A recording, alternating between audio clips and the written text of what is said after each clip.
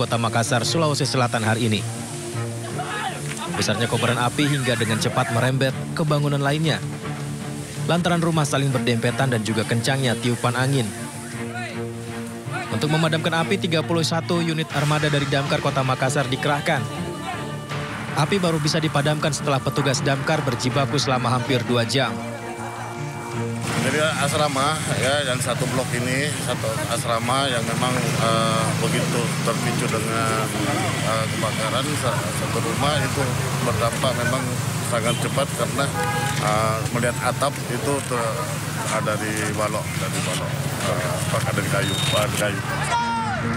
Sebanyak 38 unit rumah terbakar dalam peristiwa ini. Penyebab sementara diduga disebabkan korsleting listrik yang berasal dari salah satu rumah dan selanjutnya merambat ke beberapa rumah lain. Dari Makassar, Leo Muhammad Nur, iNews melaporkan.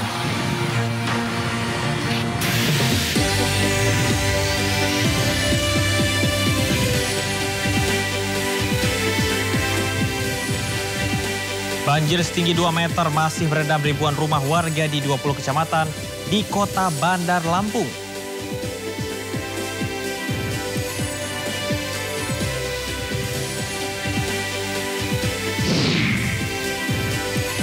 Menteri Keuangan Sri Mulyani Indrawati tiba di Akademi Militer Magelang, Jawa Tengah untuk pembicara retret kepala daerah.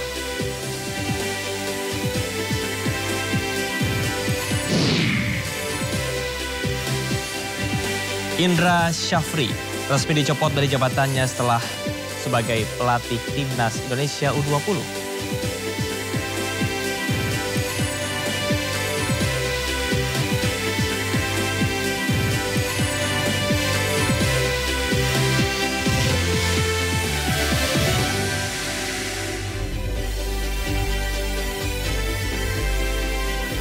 Halo pemirsa, Sindo Malam hadir dengan beragam informasi terkini tanah air serta mancanegara. Bersama saya Camar Hayana, inilah Sindo Malam selengkapnya.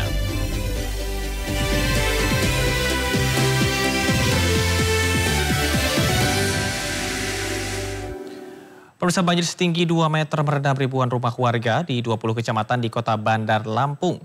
Petugas mengevakuasi warga yang terjebak banjir dengan perahu karet.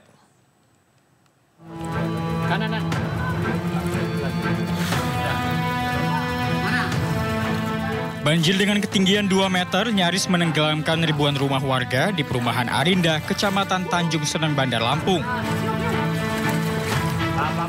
Sejumlah warga terpaksa meninggalkan rumah mereka dan memilih untuk mengungsi. Namun sebagian warga lainnya memilih tetap bertahan di rumah mereka yang terendam banjir. Petugas gabungan pun mengevakuasi warga yang masih berada di rumahnya ke tempat yang lebih aman.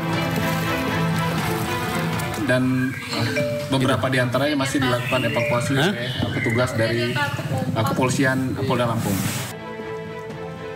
Banjir di kawasan ini merupakan salah satu lokasi terparah terdampak banjir yang melanda 20 kecamatan di Kota Bandar Lampung sejak Jumat malam. Bencana banjir ini dipicu akibat hujan deras dan buruknya sistem drainase di Kota Bandar Lampung. Dari Bandar Lampung, Andres Afandi, iNews melaporkan. Pemirsa, Musyawarah Nasional atau Munas ke-7 Ikatan Keluarga Alumni Pergerakan Mahasiswa Islam Indonesia atau IKPMII yang digelar di sebuah hotel di Jakarta berujung ricuh Sabtu malam.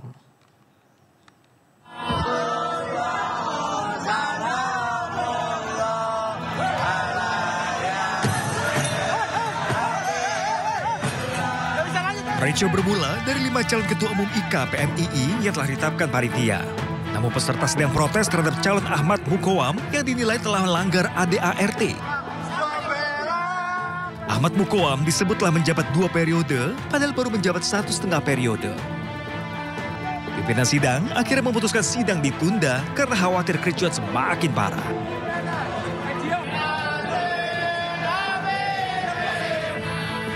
Ini adalah merupakan bentuk dari ada krusial yang terjadi di dalam pembahasan tata tertib pemilihan.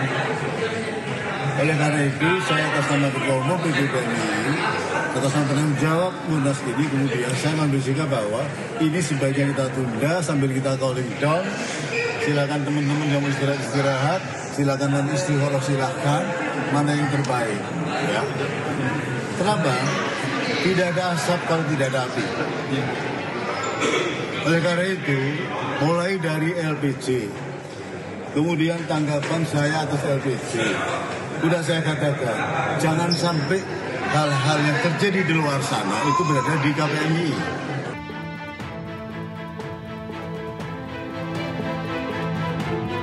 Musyawarah Nasional ke-7 Ikatan Keluarga Alumni Pergerakan Mahasiswa Islam Indonesia atau IKPMII berlangsung tanggal 21 hingga 23 Februari 2025 di Jakarta.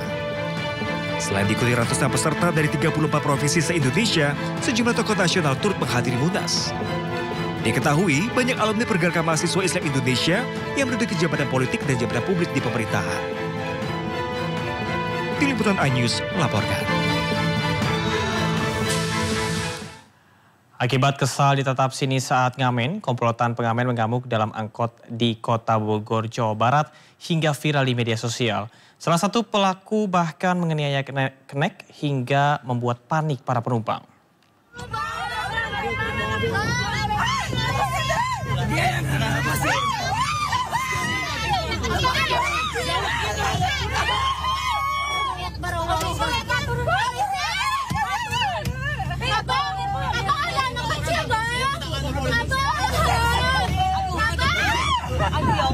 Abang udah banget anak kecil banget.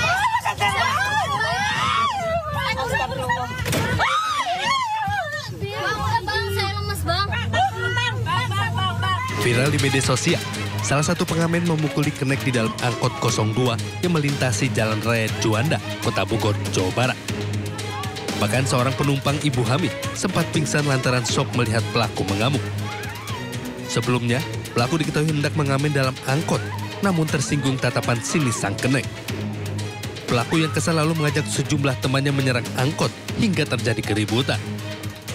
Salah satu pelaku bahkan mengejar supir yang berusaha menjauhkan mobil dari amukan pengamen. Sementara satu orang pelaku berinisial DP langsung ditangkap polisi di rumahnya. Diduga pemuda tanggung ini emosi lantaran tersinggung tatapan sinis kenek yang seolah melarang mengamen dalam angkot.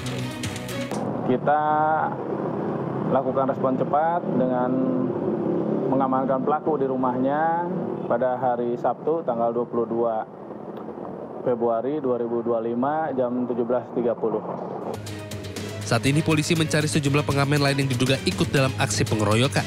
Sementara warga meminta petugas terkait untuk menertibkan aksi pengamen yang kerap bertindak anarkis. Dari Bogor, Jawa Barat, Andi Firmansyah, iNews melaporkan.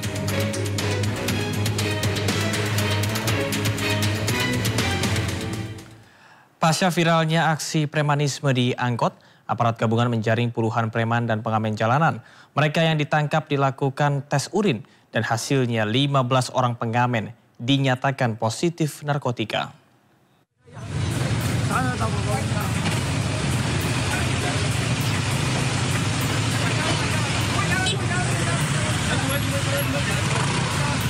Satu persatu pengamen dan preman yang biasa beroperasi di atas angkutan umum digelandang aparat Satpol PP bersama Polresta Bogor Kota di sejumlah jalan protokol dan warung di Kota Bogor, Jawa Barat. Razia ini dilakukan menyusul banyaknya laporan dari warga yang resah dengan keberadaannya. Diduga beberapa di antaranya kerap memaksa meminta uang kepada warga. Dalam razia itu, petugas berhasil menjaring 36 pengamen jalanan yang meresahkan masyarakat, di mana hasil tes urin 15 diantaranya dinyatakan positif narkotika. Hasil dari razia premanisme itu kami berhasil mengamankan 36 orang. Setelah kami amankan, kami periksa dan dilaksanakan tes urin dengan hasil 15 positif psikotropika. Dan selanjutnya yang positif psikotropika kami periksa di Sat Narkoba Polresta Bogor Kota. Petugas menghimbau masyarakat untuk tak segan melapor ke petugas jika masih mendapat gangguan aksi premanisme. Dari Bogor, Jawa Barat, Andi Firmansyah, iNews melaporkan. Informasi lainnya, pemirsa, usai Ben Sukatani meminta maaf atas lagu viralnya yang mengkritik Polri, saat ini beredar kabar sang vokalis dipecat dari pekerjaannya sebagai guru. Namun hingga saat ini belum diketahui pasti informasi selengkapnya.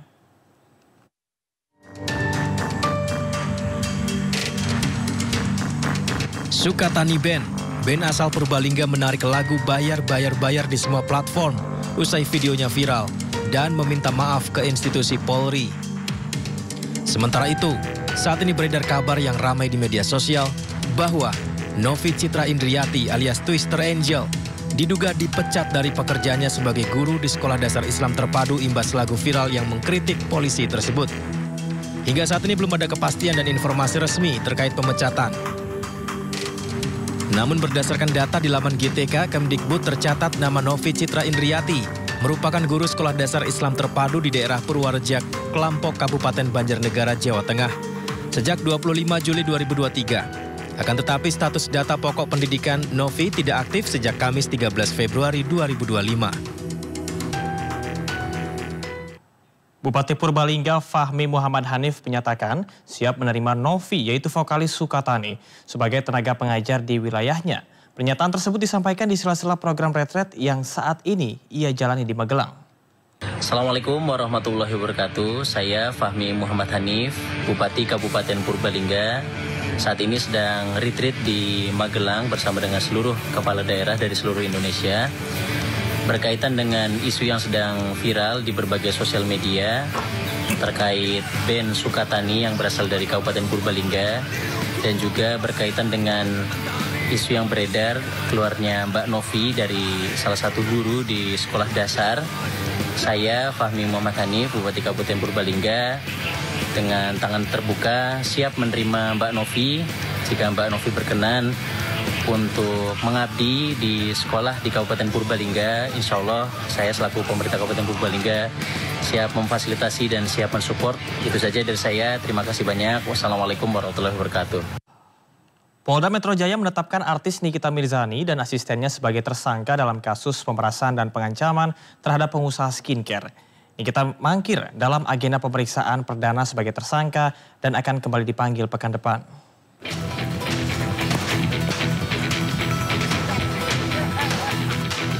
Setelah melakukan serangkaian pemeriksaan dan melakukan gelar perkara, penyidik Direktorat Siber Polda Metro Jaya menetapkan artis Nikita Mirzani atau Nikmir dan asistennya berinisial IM sebagai tersangka terkait kasus pemerasan dan pengancaman terhadap seorang pengusaha produk kecantikan atau skincare bernama Reza Gladys.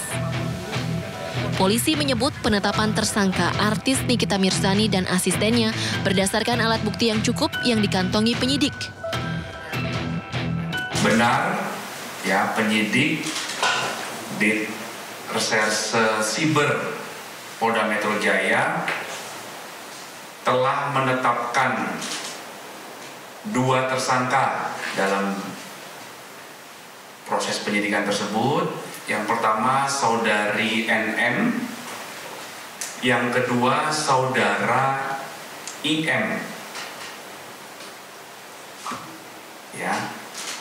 Penyidik telah menetapkan tersangka terhadap kedua orang ini berdasarkan bukti yang cukup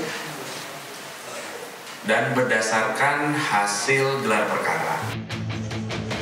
Pekan depan, penyidik Direktorat Siber Polda Metro Jaya akan melayangkan surat panggilan kedua kepada Nikita Mirzani dan IM untuk diperiksa sebagai tersangka setelah mangkir dalam pemeriksaan yang dijadwalkan pada hari ini.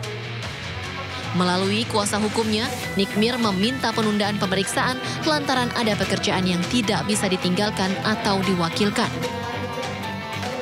Dalam kasus ini, Nikita Mirzani dan asistennya dijerat pasal berlapis tentang dugaan tindak pidana pemerasan, Undang-Undang ITE, dan tindak pidana pencucian uang dengan ancaman paling lama 20 tahun penjara.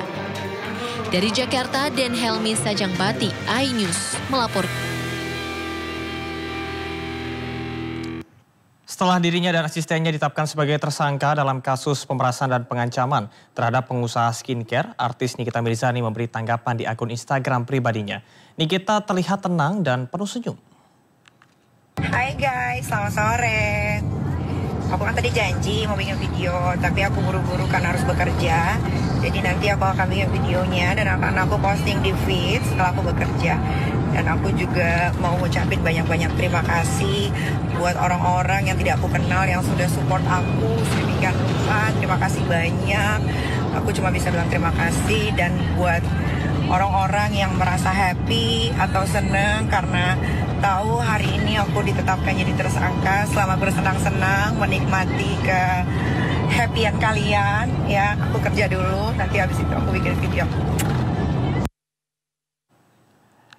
Di hari ketiga pembekalan, para kepala daerah yang mengikuti retret tetap semangat dan antusias menjalani kegiatan. Informasi selengkapnya usai jeda, tetaplah di Sindo Malam.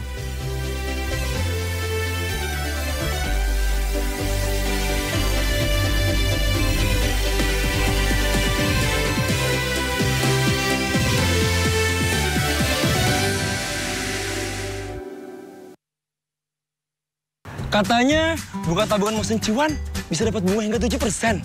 Bisa. Masa sih? Ada tabungan bisa dapat bunga hingga 7%? Bisa lah. Bro, serius bunganya bisa sampai 7%? Bisa banget. Beneran ya? Bunganya bisa sampai 7%? Bisa, Bu. Buka tabungan Motion Cuan di mana aja, kapan aja. Dan bisa dapat bunga hingga 7%. Mau cuan? Bisa. Sumber berita aktual tersaji lengkap di sini. 7 pelaku dalam kasus Hezbollah meluncurkan Belum merotok ini menjadi Sindo Today. Satres narkoba. Hujan deras disertai Mobil rombongan wartawan. Sindosia. Korban meninggal dunia dan Indonesia, 100 orang terluka dalam Sindo Sore. Kobaran api besar banjir setinggi 7. Hati berjabat tangan dan berbincang apa? Sindo Malam. Sindo News TV Beyond Headline. Suara tak layak dibungkam. Intelektualitas perlu diuji. Integritas butuh konsistensi demi demokrasi yang hakiki. Suarakan kejujuran demi keadilan menuju kebenaran. Saya Aiman Wicaksono, saatnya rakyat bersuara. Di Sindo News TV. Percuma kita G20 kalau masih daerah miskin. Hacker-hacker dengan berbagai macam tujuan berhasil melakukan peretasan ke hampir semua negara yang ada di dunia ini. Aset-aset yang terbatas ini harus dikumpulkan, dikonsolidasikan dengan target yang fokus. Saya menjanjikan kepada semua pelaku usaha akan lebih cepat dan murah. Dan untuk UMKM menengah ke bawah, gratis. Jangan lewatkan One on One jam 9:30 malam di Sindo News TV Beyond Headline. Halo sedulur-sedulurku kabeh.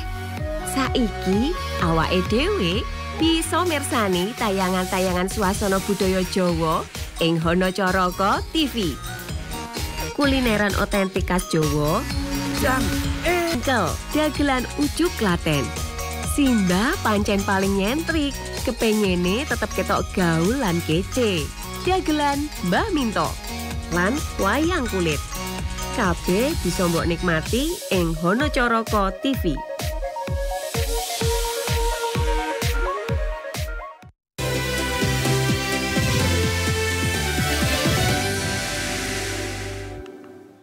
Menteri Keuangan Sri Mulyani Indrawati tiba di Akademi Militer Magelang, Jawa Tengah. Ia menjadi salah satu pembicara dan memberikan materi retret kepala daerah.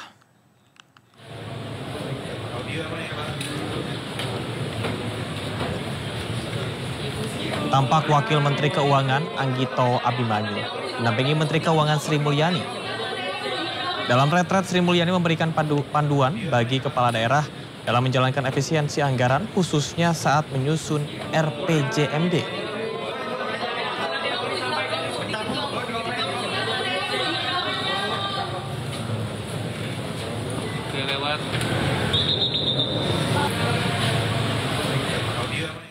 Memasuki pembekalan hari ketiga, para kepala daerah tetap semangat dan antusias menjalani kegiatan.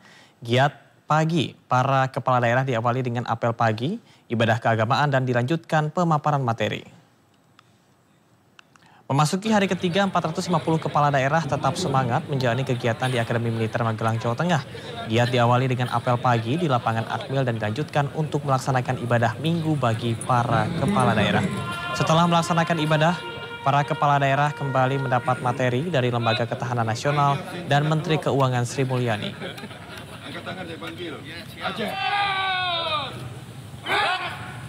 Ya alhamdulillah semuanya nyaman ya. Panitia tim penyaji juga luar biasa. 2 hari ini kan Lemhanas yang mengisi sampai nanti kan. Dan materi cukup baik saya kira. Kemudian juga menunya juga bagus saya kira. Jam-jam waktu kita istirahat juga cukup baik saya kira. Tinggal lagi memang ini pembelajaran luar biasa yang nanti kita simpulkan nanti membangun semangat kebersamaan. Ya, itu saya kira itu yang penting saya kira. Dari materi kemudian juga pelatihan yang ada ini kan intinya kita membangun sebuah persepsi membangun Indonesia secara bersama-sama. Ya kan? Tapi yang namanya sekolah pasti banyak nggak enaknya kan.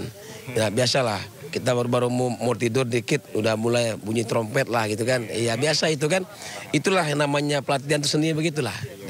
Alhamdulillah selama 3 hari kami mulai dibentuk untuk disiplin. Nah kemudian diberikan materi-materi kemarin tentang kewaspadaan nasional, ketahanan nasional ya, yang nantinya juga berpengaruh kepada kami dalam memimpin masyarakat. Nah, bagaimana seorang pemimpin itu kan akan mengambil satu keputusan untuk ketangguhan bangsa dan negaranya. Selama 3 hari ini tidurnya nyenyak apa di sini? Alhamdulillah untuk tidur nggak ada masalah ya, fasilitasnya cukup lumayan, cukup bagus. Cuaca udara dingin begini Pak gimana? Nah ini yang agak menyesuaikan itu. Kalau pagi itu dingin sekali di sini ya. Tapi kita karena udah 2 hari 3 hari udah terbiasa. Ya. Sementara itu Bupati Lebak Banten Hasbi Jayabaya yang merupakan kader PDI Perjuangan tetap nekat ikut pembekalan di Akademi Militer Magelang. Hasbi menyebut kegiatan ini untuk kepentingan rakyat. Bupati Lebak Banten Hasbi Jayabaya menyampaikan dirinya telah berkoordinasi dengan Dewan Pimpinan Daerah, DPD dan Dewan Pimpinan Cabang PDI Perjuangan.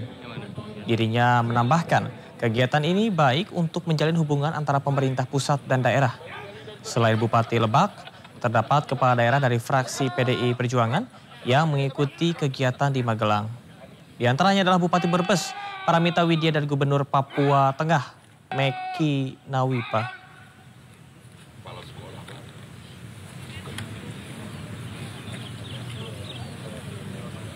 Saya sih berkoordinasi dengan DPC dan DPD partai. Kan harapannya karena ini kan terkait sinergitas antara pemerintah pusat dengan pemerintah daerah, itu aja. Insya Allah ini kebaikan, saya rasa DPP partai pun akan memahami dan beberapa kader PDI Perjuangan juga ikut hadir di tempat ini untuk mengikuti pembekalan retreat ini. Ini kan memang sepanjang sejarah yang pertama kepala daerah dikumpulkan oleh Presiden dalam satu tempat untuk mengikuti retreat ini gitu. Dan pemirsa berikut ini jadwal rangkuman jadwal harian retret yang berlangsung hingga 28 Februari 2025.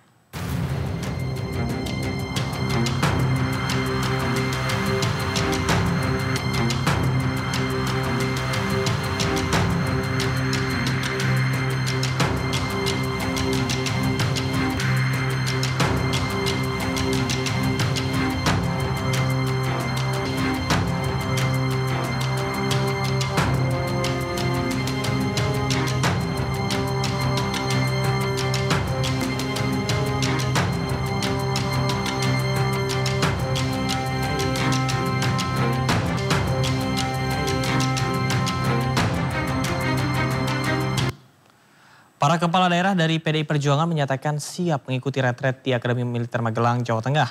Meski demikian, mereka masih menunggu waktu dan arahan Ketua Umum PDI Perjuangan Megawati Soekarno Putri.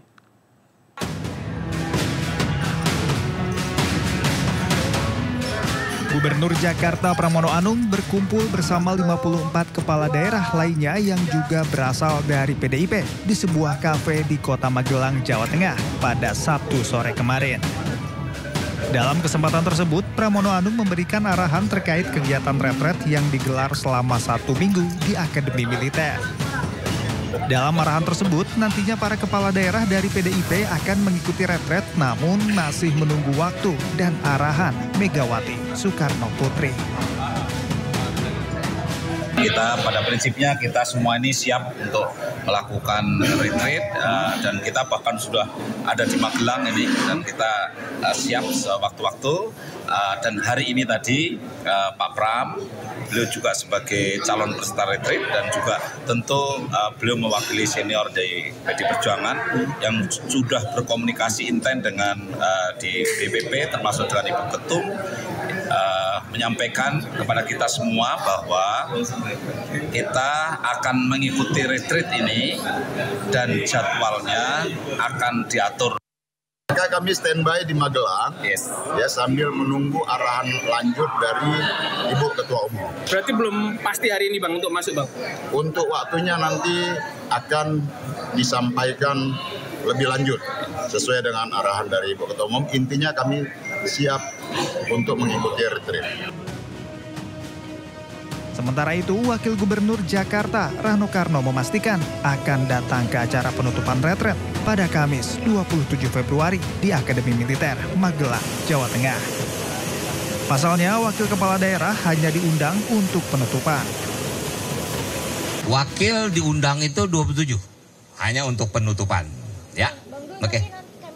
Karena mungkin bisa saja, ingat sekali lagi, surat ini adalah menunda, bukan melarang. Kembali lagi, teman-teman sudah ada di Jogja, udah di Magelang, gitu, oke? Sebelumnya, PDI Perjuangan mengeluarkan instruksi kepada kepala daerah dari partainya untuk menunda mengikuti kegiatan retret kepala daerah di Akademi Militer Magelang. Instruksi yang ditandatangani langsung oleh Ketua Umum PDI Perjuangan Megawati Soekarno Putri ini dikeluarkan pasca penahanan Sekjen PDIP Hasto Kristianto oleh KPK. Tim Liputan, iNews melaporkan. Sebelumnya PD Perjuangan melarang kader partainya yang menjadi kepala daerah untuk ikut retret di Magelang. Larangan itu dikeluarkan PDI Perjuangan pasca penahanan Sekjen PD Perjuangan Hasto Kristianto oleh KPK.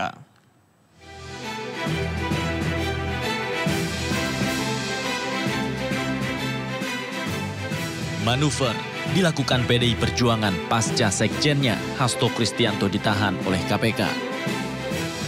Sesaat pasca penahanan Hasto, PDI Perjuangan mengeluarkan instruksi yang melarang kepala daerah dari partainya untuk ikut kegiatan retreat kepala daerah di Akademi Militer Magelang. Instruksi itu dikeluarkan dalam bentuk surat dan ditandatangani langsung oleh Ketua Umum PDI Perjuangan Megawati Soekarno Putri. Surat ini berisi instruksi yang ditujukan kepada seluruh kepala daerah dan wakil kepala daerah dari kader PDI Perjuangan untuk menunda perjalanan retreat di Magelang, Jawa Tengah pada 21 hingga 28 Februari 2025.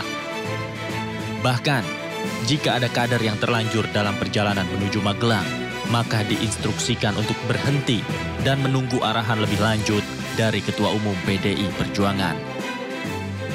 Megawati Soekarno Putri juga menginstruksikan agar seluruh kader untuk standby menjaga komunikasi, menunggu arahan dari Ketua Umum PDI Perjuangan sewaktu-waktu. PDI Perjuangan juga melarang seluruh kader dan pengurus DPP untuk tidak berbicara terkait agenda retreat kepala daerah dan penangkapan Hasto tanpa arahan langsung dari Megawati Soekarno Putri. Kita ini dalam keadaan siaga diam karena perintahnya semua kader simpatisan tidak boleh ngomong hal ini. Kita harus menunggu komando.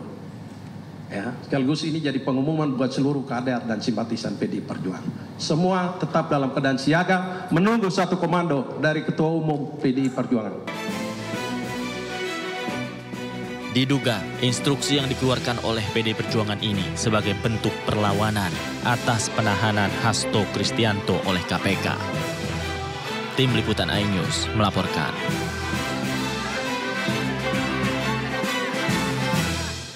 Indonesia Corruption Watch menemukan banyaknya pasangan calon kepala daerah terpilih yang belum menyerahkan laporan penerimaan dan pengeluaran dana kampanye atau LPPDK Pilkada 2024. Menurut penelitian ICW Seira Tamara, jika mengacu pada PKPU mengenai dana kampanye, maka pasangan calon kepala daerah yang tidak menyerahkan laporan penerimaan dan pengeluaran dana kampanye ditangguhkan sementara oleh pelantikannya sampai pasangan calon tersebut menyerahkan LPPDK. Namun pada kenyataannya, banyak dari kepala daerah terpilih yang telah dilantik LPPDK-nya tidak ditemukan. Demi memperbaiki mekanisme pelaporan dan pengaturan sanksi diskualifikasi bagi pasangan calon yang tak jujur dalam melaporkan dana kampanye, ICW pun meminta agar Undang-Undang Pilkada segera direvisi.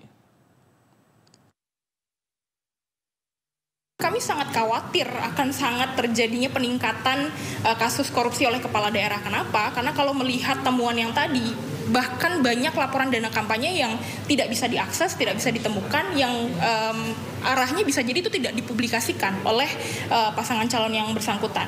Dan sebagaimana tadi disampaikan, banyaknya perputaran kapital di dalam pengelolaan kampanye ini, pengelolaan dana kampanye baik penerimaan sumbangan dan juga penggunaan, ketika itu tidak dilakukan secara transparan dan akuntabel pelaporannya, maka bisa jadi ini adalah sebuah upaya untuk menutupi praktik-praktik masuknya.